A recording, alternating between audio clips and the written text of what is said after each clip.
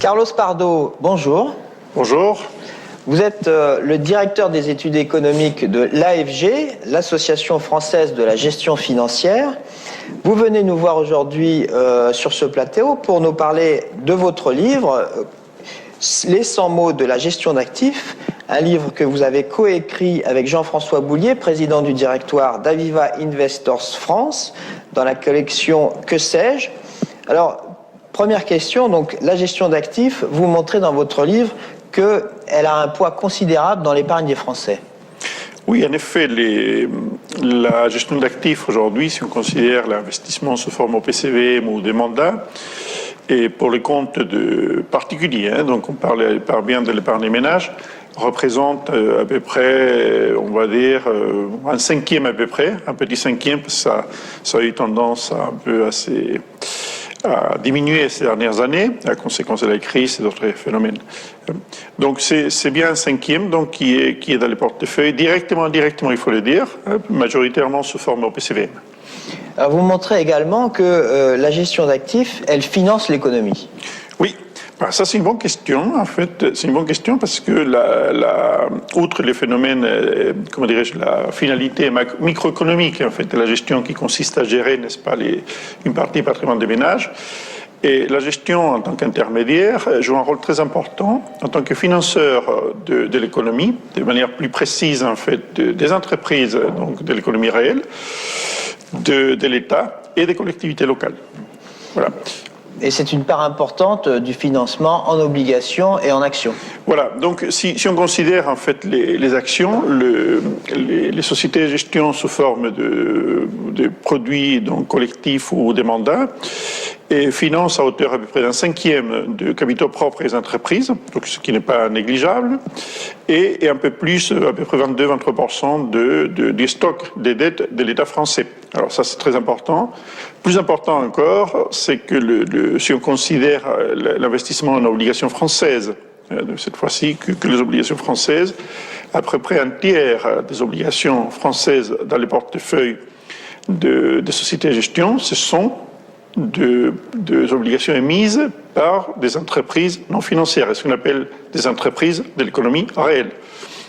Alors, les Français connaissent bien la gestion collective sous forme de FCP et SICAV, mais en réalité, la gestion pour compte de tiers que vous représentez, c'est beaucoup plus large que ça. Voilà, c'est surtout, grosso modo, en termes d'actifs gérés, c'est moitié-moitié. Donc la moitié des actifs gérés par les sociétés de gestion, ce sont des OPCVM, donc les fameuses SICAV, n'est-ce pas, que tout le monde connaît, et les FCP. Et l'autre moitié, ce sont des mandats, si on dit des mandats discrétionnaires, ce sont des contrats, comme on dit, B2B, dans le jargon, n'est-ce pas, entre une société de gestion et une personne physique ou une personne morale, la plupart du temps, n'est-ce pas, des sociétés d'assurance ou des fonds de pension.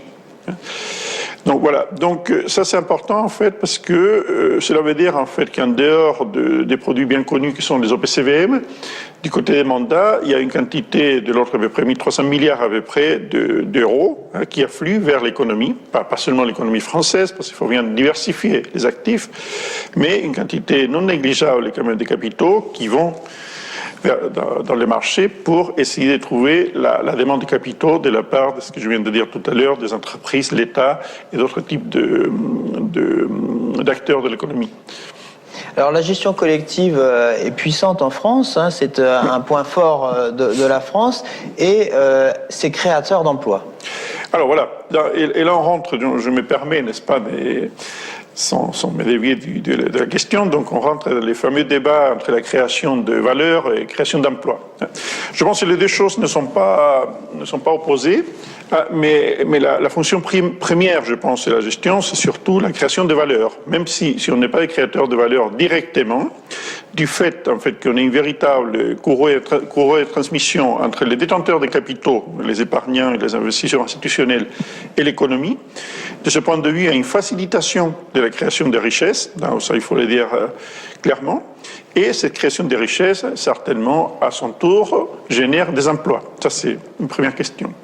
Après, il faut dire aussi que la gestion pour compte de tiers, dans le sens large du terme, génère en France, c'est la question plus spécifique à notre métier génère quelques 80 000, 100 000 emplois à peu près, ce qui est à peu près l'équivalent d'une ville de taille moyenne, n'est-ce pas, en France. Donc c'est l'emploi, surtout, il faut le dire, majoritairement, surtout les sociétés de gestion, c'est l'emploi qualifié. Qui dit emploi qualifié dit des bac plus 5 et au-delà. C'est de l'emploi qui est largement convoité, pas seulement par nos sociétés de gestion en France, mais souvent par les places financières de Londres, New York et bien d'autres. Alors malgré tous ces atouts, la gestion collective aujourd'hui en France est en mal de reconnaissance. Elle est pénalisée par une pression réglementaire et fiscale qui pèse sur son activité. En effet, donc il y a un véritable problème. Donc nous on est constamment en train d'alerter les autorités sur une certaine asymétrie en fait des traitements entre la manière comment les directives sont transposées en France par rapport à certaines places concurrentes, n'est-ce pas, qu'on peut les nommer, hein, les places concurrentes en France, c'est le Luxembourg, c'est l'Irlande, n'est-ce pas, places lesquelles collectent aujourd'hui beaucoup de capitaux. Donc, on va dire à peu près 80-90% de la collecte des capitaux aujourd'hui en Europe, du côté de la gestion, s'est fait et du côté du Luxembourg et de l'Irlande, et de manière accessoire en Angleterre ou dans les pays nordiques, alors qu'en France, en Italie, en Espagne, en fait, on subit le contre-coup, n'est-ce pas, des mesures réglementaires, donc une forte pression réglementaire au-delà de ce qui demande les directives, et une fiscalité, donc je ne veux pas m'étaler plus, une fiscalité quand même qui pose beaucoup de problèmes, surtout aux clients des moyens haut de gamme. Carlos Pardo, merci. Merci beaucoup.